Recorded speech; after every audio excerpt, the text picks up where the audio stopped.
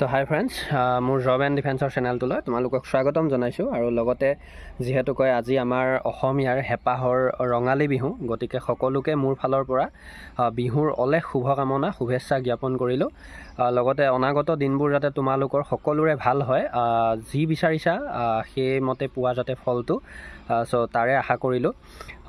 কথা হ'ল আজি বিহুৰ দিনাখনেই মই ঘৰত এনেই আছিলোঁ আৰু ভাটিবেলা টাইমটোত, অকণমান ওলাই আহিলোঁ ষ্টেচনৰ ফালে।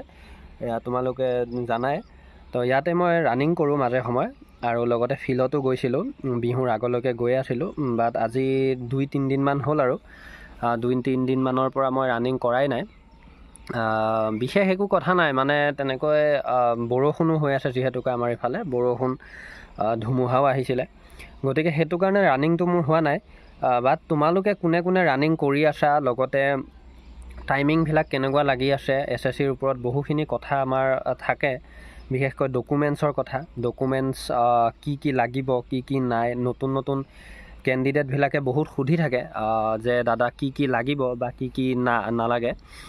বিশেষকৈ OBC কেণ্ডিডেট বা জেনেৰেল বা ধৰি লোৱা EWS এওঁলোকে বেছিকৈ সোধা দেখা যায়, কাৰণ আমাৰ SC ST তেনেকৈ ডকুমেণ্টছৰ ইমান প্ৰয়োজন নহয় বিশেষকৈ। আৰু ডকুমেণ্টছ বুলি ক'লে মই কৈ আছোঁ যে আমাৰ OBC সকলৰ NCLখন খুব বেছি প্ৰয়োজন, কাৰণ NCLখন নহ'লে চেণ্ট্ৰেল কাষ্ট যিখন আমাৰ অফিচিয়েলত পায়, মানে আমাৰ যিখন চেণ্ট্ৰেলৰ বাবে যিবিলাক জব হয়, চেণ্ট্ৰেল কাষ্ট এখন প্ৰয়োজন। গতিকে যেনেকৈ আমাৰ ষ্টেটৰ কাষ্ট থাকে, তেনেকৈ চেণ্ট্ৰেলৰ কাষ্টখন প্ৰয়োজন।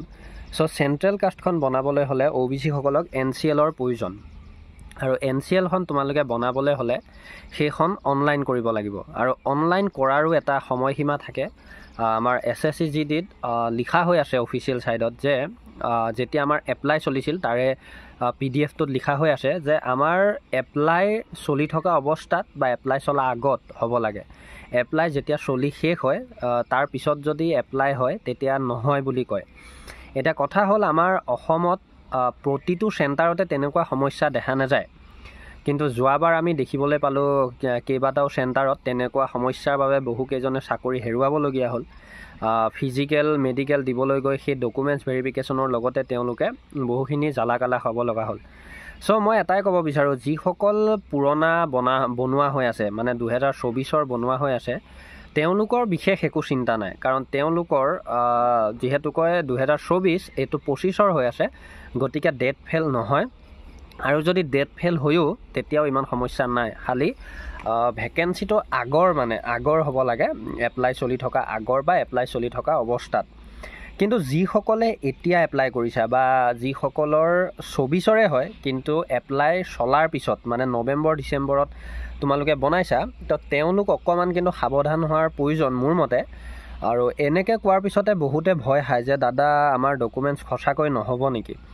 তো এতিয়া মই ক'ব বিচাৰোঁ, চোৱা, মই যদি ক'বলৈ যাওঁ, এইটো মোৰ নিজৰ ষ্টাইলত বা নিজে মই ক'বলৈ পৰা কথা নহয়, এইটো আমাৰ অফিচিয়েল হিচাপে হ'ব। গতিকে তোমালোকে ডকুমেণ্টছ কেইখনৰ ওপৰত গুৰুত্বটো বেছিকৈ দিয়া মোৰ মতে প্ৰয়োজন, কাৰণ ৰানিং কৰি থাকিবা, মেডিকেলি ফিট হৈ থাকিবা, গোটেইখিনি আছে, মাৰ্কো ভাল, পিছত গৈ চাকৰি তুমি পাব লাগে, কিন্তু ডকুমেণ্টছৰ কাৰণে তোমাৰ কি হ'ব, চাকৰিটো হেৰুৱাবলগীয়া হ'ব।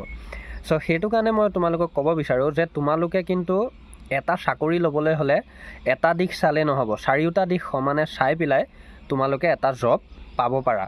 গতিকে মই এটাই ক'ব বিচাৰোঁ এই ভিডিঅ'টোত, যে যিসকলে মোক ডকুমেণ্টছৰ লগত মেছেজ কৰি আছা বা তোমালোকে বিভিন্ন মেডিকেলি প্ৰব্লেমবিলাকৰ ওপৰত সুধি থাকা, মই প্ৰায় কিন্তু চলিউশ্যনবিলাক দিবলৈ চেষ্টা কৰোঁ।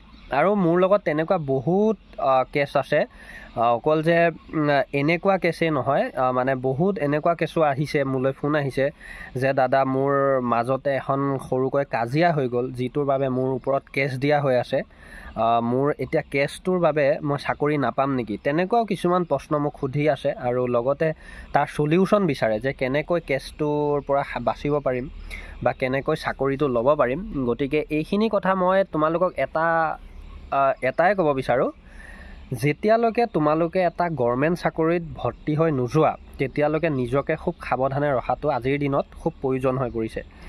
এই কথাটো মই কোৱা কথা নহয়, তোমালোকৰ মা দেউতাই তোমালোকক নিশ্চয় সেইখিনি কথা সদায় কয় মোৰ মতে।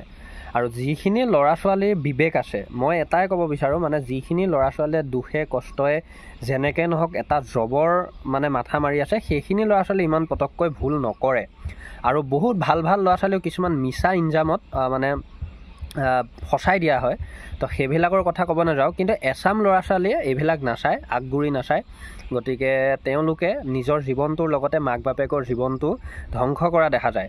গতিকে মই আজি এই ভিডিঅ'টোত এটাই ক'ব বিচাৰোঁ যে যিসকলে বৰ্তমান জবৰ লগত লাগি আছে, মই SSC GD বুলি কোৱা নাই, আছাম পুলিচ, কামাণ্ডো, ADRE বা তোমালোকৰ আৰু বিভিন্ন আছে, নেভি, এয়াৰফ'ৰ্চ, যিসকলে য'ত লাগি আছে, মানে মনৰ ইচ্ছা অনুসাৰে য'ত লাগি আছা, তোমালোকে যাতে নিজৰ জীৱনটোৰ লগতে সকলোখিনি ভাবি পেলাই আগবাঢ়ি যাবলৈ চেষ্টা কৰা।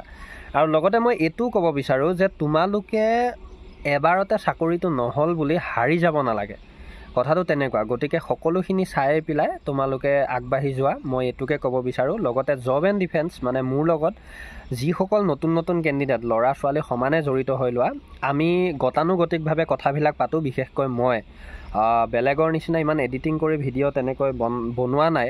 যিখিনি মোৰ লগত জীৱনত হৈ আছে বা যিদৰে মই জবটোৰ লগত জড়িত, তোমালোকেও যাতে তেনেকৈ জড়িত হ'ব পাৰা, গতিকে তেনেকৈ মই ভিডিঅ'বিলাক বনাই আছোঁ। গতিকে জড়িত হৈ ল'বা জব এণ্ড ডিফেন্সৰ লগত, আৰু ভাল লাগিলে অকণমান শ্বেয়াৰ কৰি দিবা। ধন্যবাদ। জয় আই অসম।